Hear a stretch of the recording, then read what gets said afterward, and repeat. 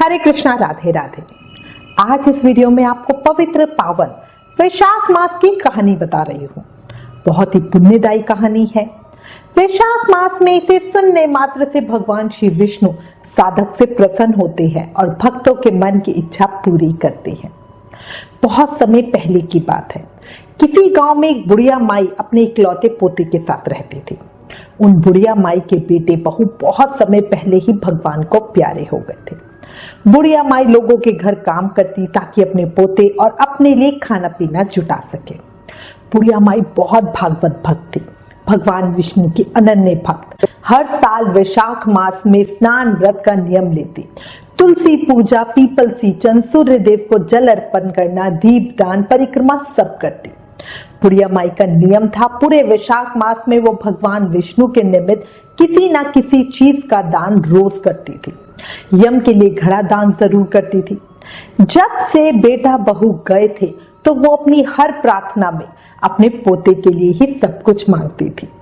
भगवान विष्णु की कृपा से जिंदगी बढ़िया चल रही थी, किसी चीज की कोई कमी नहीं थी। एक समय बुढ़िया ने सोचा, अब मेरा पोता बड़ा हो गया है, काम भी करने लगा है, अब उसकी शादी कर देनी चाहिए। उसने अपनी मन की बात पोते से कही तो वो बोला, अम्मा तू अब सब काम वाम छोड़ दे और घर में आराम कर, तब मैं शादी करूंगा। बुढ़िया मान गई। उसने बढ़िया अपने पोते की शादी कर दी। बहू बड़ी अच्छी थी। शुरू में तो सब ठीक रहा, फिर धीरे धीरे बहू को बुढ़िया से परेशानी होने लगी।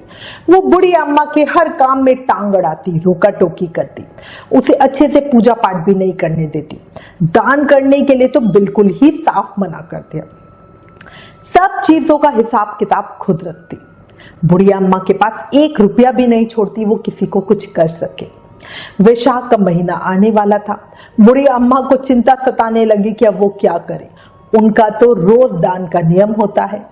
बुढ़िया माई चिंता में सूखने लगी, किसी को कुछ कह भी नहीं सकती थी। बस भगवान को कहती, अपनी शरण में ले लो, अपनी शरण में ले लो। एक समय बुढ़िया माई के घर एक साधु बाबा आए और खाना मांगा। बुढ़िया माई उस समय स्वयं खाना खाने बैठी ही थी। वो उठी और अपना खाना उस साधु बाबा को दे दिया। ये उसकी बहू ने देख लिया और गुस्सा करते हुए बुढ़िया माई को घर से बाहर ही निकाल दिया। अब बेचारी बुढ़िया माई करती तो क्या करती, वो वहां से चली गई। चलते चलते चलते अब जाए तो जाए कहां, उसके पास कोई और दौर ठिकाना तो था नहीं। सो चलते चलते गांव की सीमा पर पहुंची तो उसने देखा वहां पर एक बहुत पुराना जंजर सा मंदिर है। माई अंदर गई तो देखा वो भगवान शिव का मंदिर है, बिल्कुल सुनसान है, वहां कोई नहीं था। साफ सफाई के अभाव में मंदिर की हालत बहुत खराब थी। बुढ़िया माई ने वहां अच्छे से साफ सफाई की, फिर भोलेनाथ की पूजा की, रात में वहीं सो गई। अगले दिन सुबह जंगल से फल ले आई, वही भगवान को भोग लगाया और खुद भी वही खाया। अब बुढ़िया माँ वही रहने लगी। भक्ति भाव से भगवान शिव और विष्णु का ध्यान, पूजा पाठ, जप तप सब करती। धीरे धीरे लोग वहां आने लगे। बुढ़िया माई को कुछ ना कुछ दान दक्षिणा दे जाते।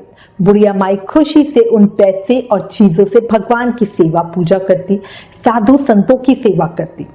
वैशाख का महीना आया। बुढ़िया माई को अब कोई चिंता नहीं थी। उन्होंने वैशाख स्नान व्रत किया। जो भी दान दक्षिणा का पैसा मिलता था उससे वो भूखों को खाना खिलाते, साधु संतों की सेवा करती। भगवान विष्णु अपने भक्त की सेवा पूजा से बहुत प्रसन्न थे। भगवान विष्णु ने माई को आशीर्वाद दिया, जिससे माई के हाथ में सत आ गया।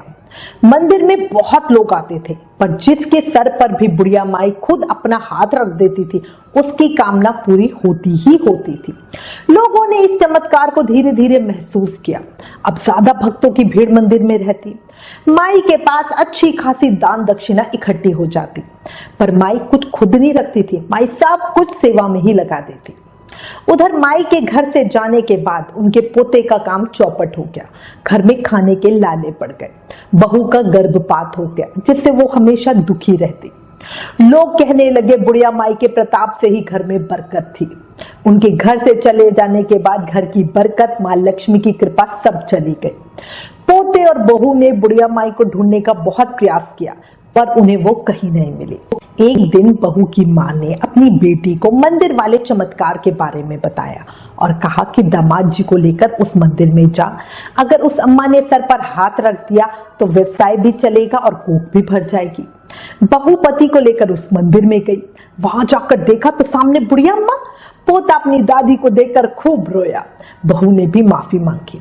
बुढ़िया माई ने कहा, मुझे कोई गिला शिकवा नहीं है, जो तू मुझे घर से ना निकालती तो फिर मैं इतनी सेवा पूजा कैसे कर पाती। ये भगवान की ही तो कृपा है कि उन्होंने मुझे अपनी सेवा में ले लिया। पोते ने वापस घर चलने के लिए कहा, पर बुढ़िया माई ने साफ मना कर दिया। प्यार से अम्मा ने बहू पोते के सर पर हाथ रखा। अम्मा और बहुत जो और लोग मंदिर में खड़े हुए थे, उनके समझाने पर बहू पोता वापस घर चले गए। बुढ़िया अम्मा भगवान की कृपा को महसूस कर रही थी। भगवान की कृपा से वो जो हमेशा चाहती थी आज कर पा रही थी। कुछ समय के बाद बहू पोता वापस मंदिर आए और बताया कि बहू गर्भवती है, साथ ही व्यापार में उन्नति हुई है ये भी बताया। बुढ़िया माई अपने ठाकुर जी को लाखों धन्यवाद दे रही थी।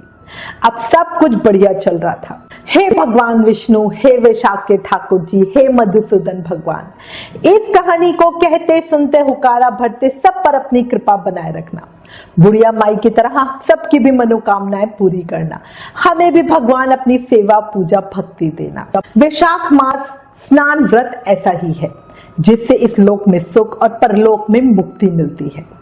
वैशाख व्रत पुण्य इस जन्म में हमें मिल जाता है।